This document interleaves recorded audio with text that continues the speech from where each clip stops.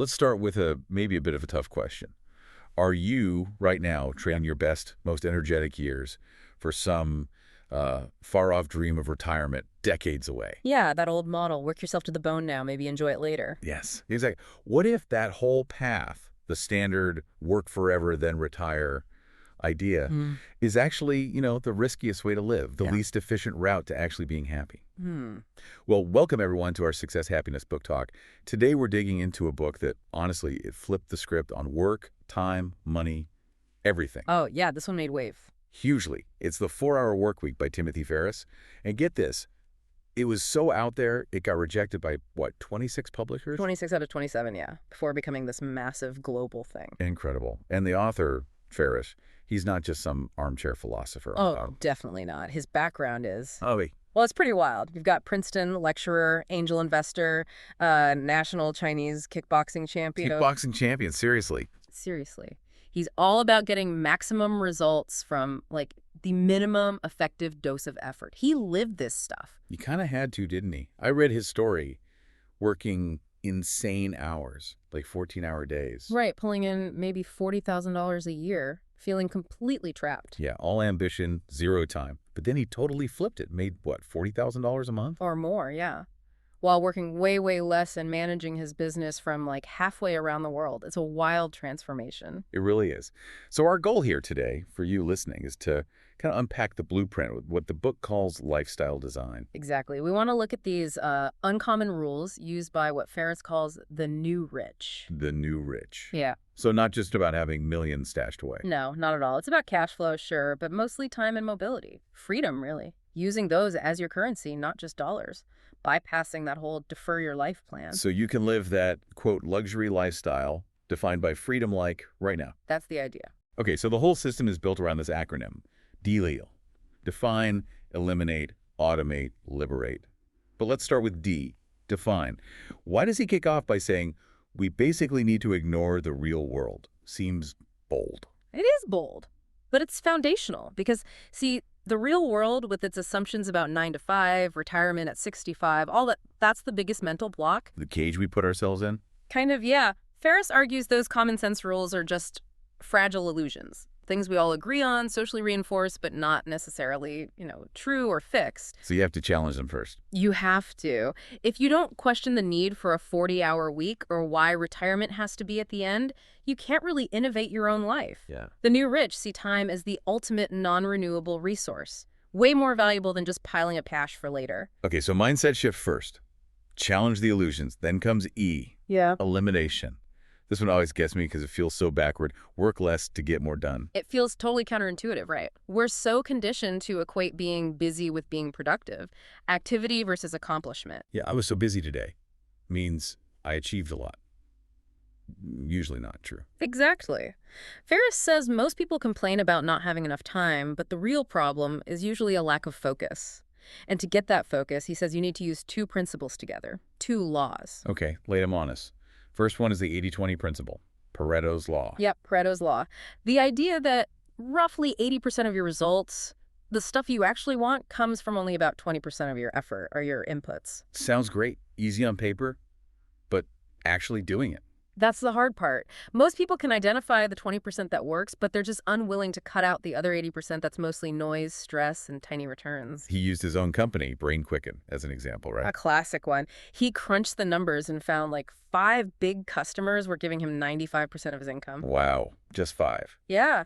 But he was spending almost all his time, like 98% of his hours, dealing with problems, emails, complaints from the other 97% of his customers, the ones barely making him any money. That's insane. So what did he do? Did he try to streamline? Nope. He went radical. He fired them. Fired 97% of his customers. Yep. Just cut him loose. Said, sorry, we can't serve you anymore. Okay, wow. What happened? Did the business collapse? The opposite. He instantly slashed his working hours from like 80 plus down to maybe 15 a week. 15 hours. Yeah. From over 80. Yeah. And because he could now focus on the high-value clients and activities, his income actually doubled. Went from $30K a month to $60K a month. Doubled his income by firing almost everyone. That's not just optimizing, that's rebuilding the whole thing. Exactly. Ruthless elimination of the stuff that doesn't matter. But that's only half the equation for E. Right, because just cutting tasks isn't enough. You pair it with Parkinson's law. You got it. Parkinson's law work expands to fill the time allotted for its completion. So if you give yourself a month to write a report, It'll take you a month. You'll find ways to make it complex, procrastinate, fill the time, even if you could have done it in 2 days. our focus sharpens when the deadline is tight. Precisely. The pressure forces you to cut the fluff and just hit the essentials. Think about his Princeton example. The 30-page paper in 24 hours. Yeah. He had no choice but to focus intensely on the core arguments. No time for perfectionism or minor details. And he said it was actually a better paper because of it. So the practical move for you listening is, first, use 80-20 to figure out the critical tasks. Then use Parkinson's law in reverse. Give those critical tasks really short, almost unreasonable deadlines. Force yourself to be efficient.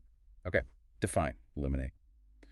Next is A, automation, creating cash flow without you needing to be physically there. And the big lever here initially is often geographic arbitrage. Geo-arbitrage. Sounds fancy. What is it? It's pretty simple, actually. Your money is worth more or less depending on where you spend it. Right, cost of living varies wildly. Exactly. So if you can set up your income so you're earning, say, US dollars or euros, but you live somewhere, the cost of living is much lower, Southeast Asia, Latin America, parts of Europe. Your money suddenly stretches, like 3x, 5x, even 10x further. Potentially, yeah. You're basically multiplying your lifestyle by leveraging global economics. Okay, but moving overseas feels like a huge leap.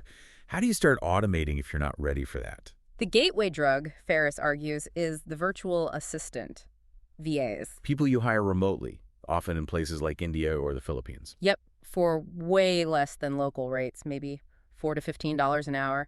And you don't just use them for business admin. Right. He talks about outsourcing life chores, like that crazy A.J. Jacobs story. Oh yeah, the Esquire editor. He outsourced everything. He had his VA in India handle arguments with his wife. Wait, arguments. How does that even work? Apparently, he'd have the VA research points, draft apologies, even had the VA worry about a stressful business deal for him. Outsource worrying. That's next level. It shows the real power, right? You're not just delegating tasks, you're delegating the mental and emotional load that comes with them, freeing up your brain space. For the important 20% stuff only you can do. Exactly.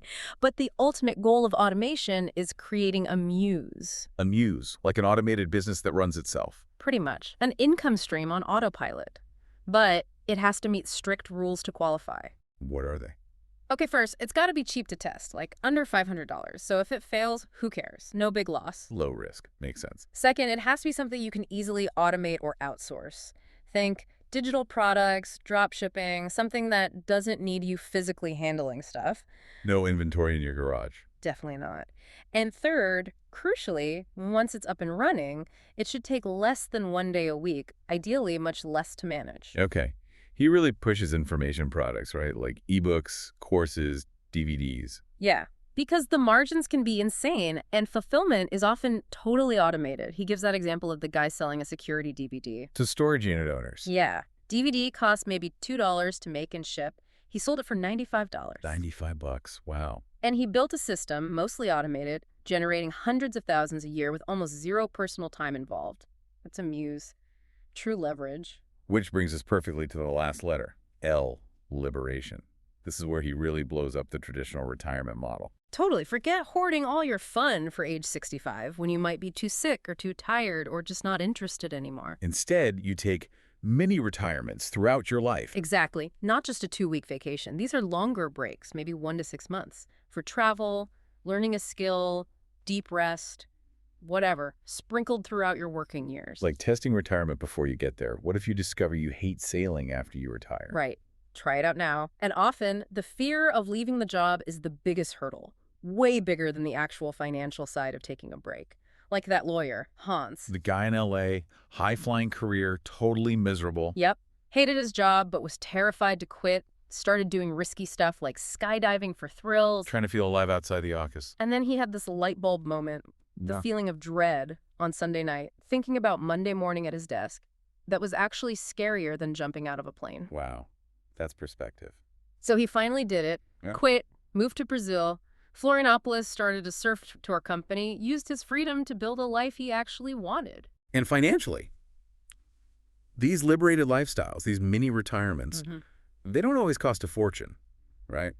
Sometimes less than staying put. Often much less. That family sailing around the world. Oh yeah, the family of 5 on the boat. 15 months sailing the globe. Amazing trip. Total cost around $18,000 or $19,000. 18 grand for 15 months for 5 people. That's it. That's it. Less than their rent would have been back in Paris for the same period. That just proves it, doesn't it? Mm. Luxury, or at least freedom and experience, it's limited more by your creativity and willingness to break the mold than by your bank balance. Absolutely. Mobility and guts matter more than cash sometimes. Okay, so we've got the deal framework. Define, eliminate, automate, liberate. The tactics are there. But you mentioned earlier, the biggest fight is often internal, the psychology. It almost always comes back to fear. Fear is the main enemy. And it's sneaky. Sometimes it dresses up as practicality or optimism. Oh, I'll do it later when things are more stable. Just delaying because you're scared of the unknown. Exactly. Denial, which is why Ferriss pushes fear setting over just goal setting. Fear setting, okay. How does that work? Why is it better than just, positive thinking? It's like proactive pessimism. You don't just visualize success, you meticulously define failure. What is the absolute worst thing that could happen if you take this leap? Like if I quit my job, I lose my income, I can't pay rent, I end up homeless. Right. You write down that worst case scenario in detail. Then, crucially, you brainstorm. What specific steps could I take to prevent that absolute worst case? And if it did happen, what could I do to get back on my feet? How could I repair the damage? So you realize it's probably not permanent, not fatal. Usually, yeah. Failure is rarely as catastrophic or irreversible as our fear makes it seem. Think about Jean-Marc. The guy who was terrified to go to Ghana. Yeah, put it off for months, worried about poverty, shame, total disaster, finally went, ended up living super simply, basically on cornmeal mush for 6 months. Sounds grim. But he called it a life-affirming epiphany. He realized the worst case really wasn't that bad. He survived. More than that, he learned he didn't need all the fancy stuff he'd been chasing. He just needed control over his time. It stripped away the fear. Basically, the fear defanged it. And that connects to persistence too, right? Like that Princeton contest. Oh, yeah. The challenge to contact impossible to reach people, CEOs, politicians. Get a reply from someone like George Bush Sr. or the head of Google? Seems impossible. Seems impossible. But the point was to show that most impossibility is just our fear of rejection. Most people try once, get ignored, and give up. But the students who just kept trying, politely, persistently, they often got through. Because almost no one else bothers to push past that initial psychological barrier, that fear of asking or being told no. Simple persistence in the face of fear gets amazing results. Wow. Okay, so putting it all together, deal, eliminating the noise with 80/20 and Parkinson's, automating with VAs and muses, geo-arbitrage, mini-retirements, fear setting. It really is a full blueprint. It absolutely is a way to redesign how you approach work, money, and life. The path to being one of these new rich isn't about grinding harder for longer. It's about questioning everything, cutting ruthlessly, and prioritizing living now. But there's one final crucial piece, a thought to leave you with. It links liberation back to definition. Okay. The goal can't just be escaping the bad stuff, the bad job, the boring tasks, because that just leaves a vacuum, emptiness. Freedom without purpose. Exactly. That's maybe the biggest risk after you achieve freedom. If you haven't figured out what you actually want to do with that time and mobility, what brings you meaning? Well, that financial target, that number you think you need. It just keeps going up. It'll keep creeping up forever because you're subconsciously using the pursuit of more money to avoid facing the scary question of what now? What do I actually do with my life? Define your meaning, your purpose first. Don't wait until you're free. Define what you're running towards, not just what you're running from. That's powerful. So that's the challenge for you listening. You have the ideas. Now it's about action. Yeah. Maybe just identify one tiny thing you can eliminate today using that 80/20 lens. Just one small step. Take that first step now. And hey, if you enjoyed this book talk, if you want more discussions like this that challenge how you think about success and happiness, definitely subscribe to the channel. We'll have more inspiration and actionable ideas coming your way.